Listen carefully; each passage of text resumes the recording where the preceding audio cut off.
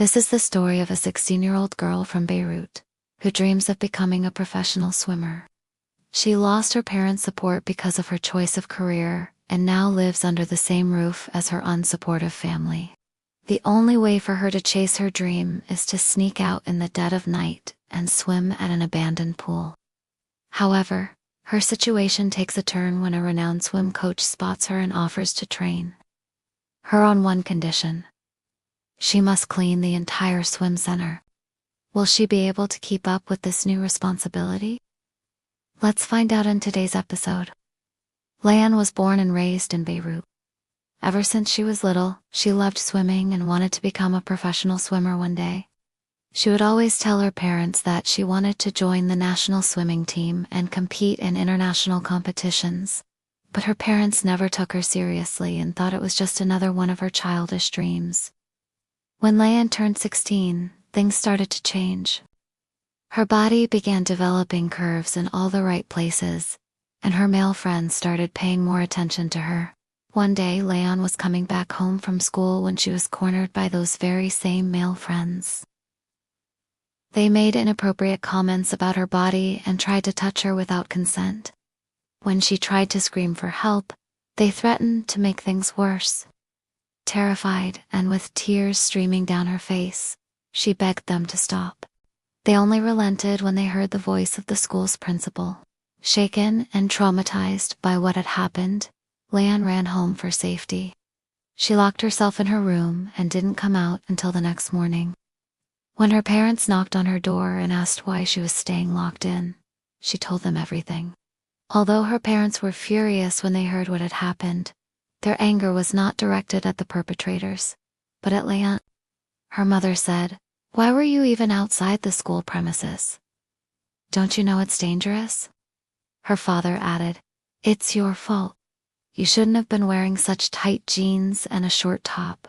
You were asking for trouble." Layan tried to explain that it wasn't her fault, but they wouldn't listen. They grounded her and forbade her from going out unless absolutely necessary. Layan was devastated. She knew her parents only wanted to protect her, but she couldn't understand why they weren't being supportive. All she got was a lecture about how boys will be boys and that she shouldn't take it to heart. She felt like she couldn't talk to them anymore.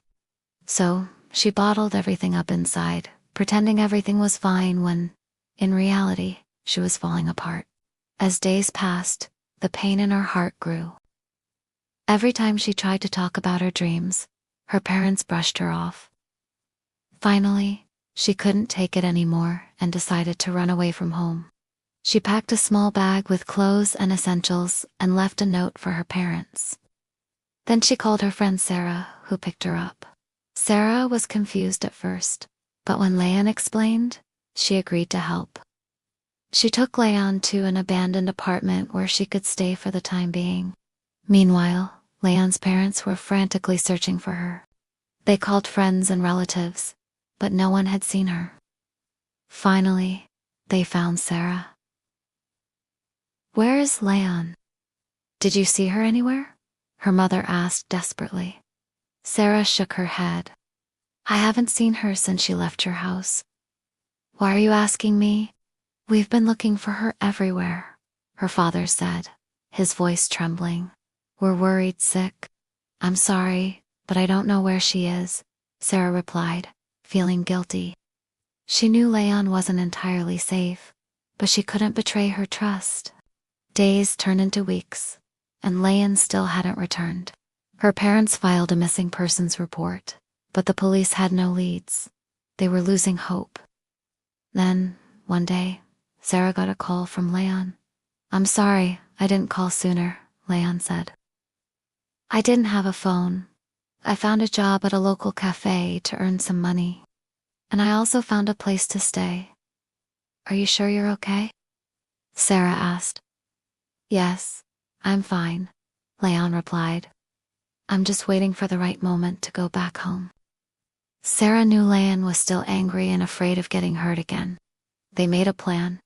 Layan would move back in and try to make things work. If it didn't, she could move back in with Sarah. When Layan told her parents, they were overjoyed. They welcomed her back with open arms and promised to support her. Leon was grateful, but she knew she had to act if she wanted to pursue swimming seriously. Every day after school, Leon would sneak out to an abandoned swim center. She swam laps until her arms were sore and her lungs burned. She loved swimming, but hated having to sneak around to do it. One day, a renowned swim coach named Emil saw her and was impressed. "You're good," Emil said. "I've never seen anyone swim like you before." Leon blushed. "Thank you," she mumbled. "Do you want to be my student? Really? You'd let me?" "Of course. I see potential in you. You could become great." Leon was over the moon. "Thank you so much. I won't disappoint you." "I know you won't," Amal said. "Now, let's get started." Amal trained her hard. Leon trained every day, sometimes twice a day. Her skills grew rapidly. However, there was still a problem. Leon had to keep sneaking out. So she'd wake before sunrise, train, then come home and get ready for school like nothing happened. In the afternoon, she'd train again. Then one day, Amal gave her an ultimatum. "You need to stop sneaking around.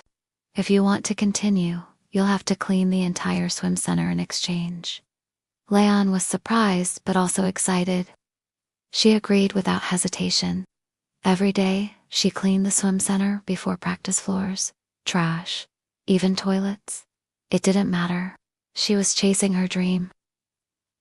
One day, Leon was practicing for a national competition when her parents walked in.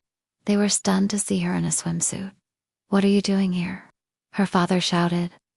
"How did you get in?" her mother screamed. "I want to be a swimmer," Leon said calmly. "You're crazy. Swimming is not a real job," her father said. "I don't care," Leon replied. "This is what I want to do with my life." "You're embarrassing us," her mother said. Leon was hurt, but she didn't back down. She had worked too hard. The competition was fierce. When her name was announced, she took a deep breath and walked onto the pool deck. The crowd roared. The race began. Leon glided through the water, her strokes powerful and smooth. She heard the crowd cheering louder and louder. Her name echoed through the stadium. Approaching the finish, she pushed one final time, touched the wall. She had won. Tears streamed down her face. She looked up and saw her parents in the stand silent, shocked. After the race, Leon went to change. When she came out, her parents were waiting. They looked different, older. Worn. "Mom, Dad, why are you here?" Her mother took a breath. "We came to apologize." "We're sorry we didn't support you," her father added. "We were wrong." Leanne was stunned. "But I won. Does that mean you support me now?" Her mother nodded. "Of course. You've worked so hard, and we couldn't be more proud." Leanne was overwhelmed with joy. She had finally earned her parents' support, and she knew she would never give up on her dream of becoming a professional swimmer. If this story spoke to you, like, comment, and share it with someone who needs a little inspiration. Subscribe for more coming-of-age stories, because small dreams can lead to wild lives.